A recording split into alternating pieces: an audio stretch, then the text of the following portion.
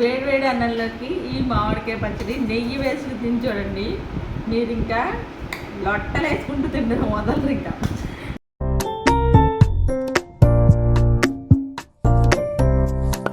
Hi, సింపుల్గా రోట్లో చేసుకుని మామిడికాయ పచ్చడి చెప్తున్నాను.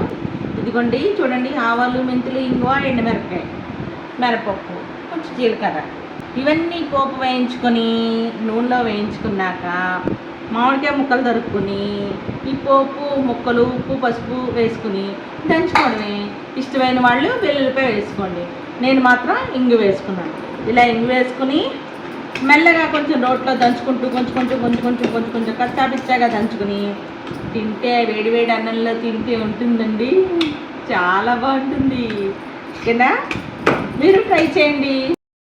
మామిడికాయ ముక్కలు పోపు కారంతో పాటు దంచుకొని ఉప్పు, పసుపు, కారం వేసుకుని దంచుకోవాలండి.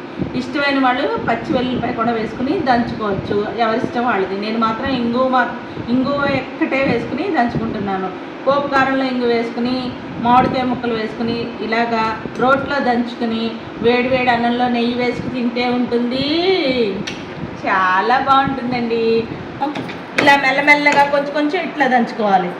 ఇలా దంచుకొని మనకి వీలున్నంత వరకు దంచుకుని, ఇష్టమైన వాళ్ళు మెత్తగా దంచుకుంటారు, కొంతమంది కచ్చాపిచ్చగా దంచుకుంటారు. పైన పోపు కలిపేస్తాను.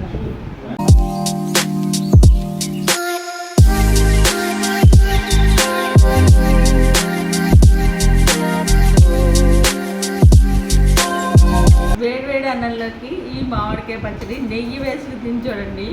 మీరు ఇంకా లొట్టలు వేసుకుంటూ తింటారు, మొదలు ఇంకా. నాకైతే చాలా ఇష్టం అండి మామిడికాయ పచ్చడి. సూపర్ అంటే సూపర్గా ఉంటుంది. Please like, share and subscribe to Radha పరివారం.